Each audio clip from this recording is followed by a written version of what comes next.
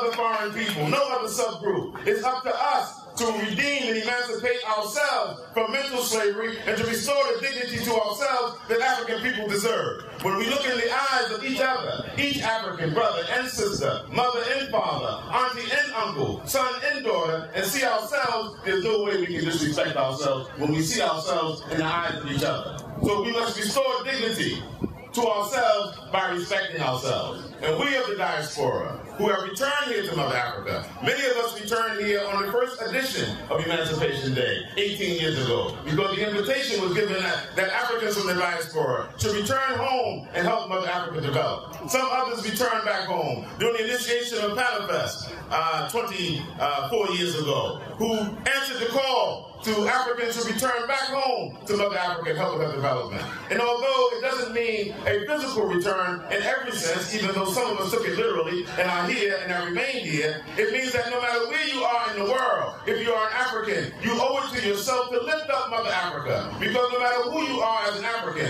no matter where you are in the world, no matter what your intellectual capacity, no matter what your social achievement, if Mother Africa is not respected, you will not be respected in your full capacity. So when you lift up Mother Africa, you're lifting up yourself.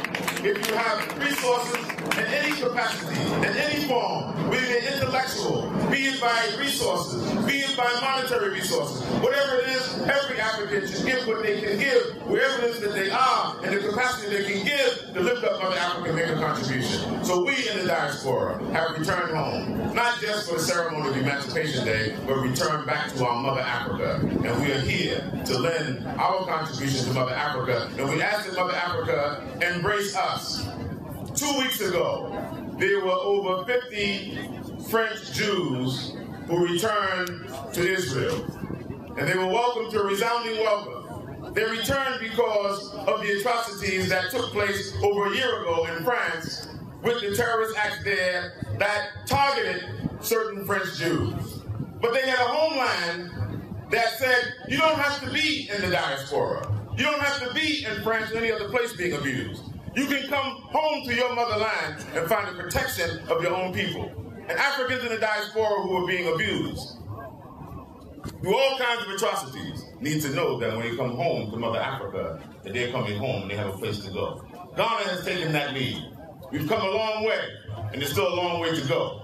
We have work to do, but we must see that work as being together. It's a collective work that we as Africans must achieve. So let the celebration of Emancipation Day, as we have been celebrating, this is the 18th edition, take real meaning in our heart.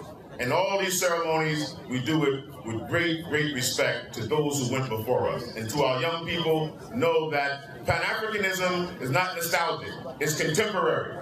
You students who are here today, we're commemorating here at this park, a site called Dr. Kwame Nkrumah. We just left the Patmore Library. Before that, we were at W.D. Du Bois Center.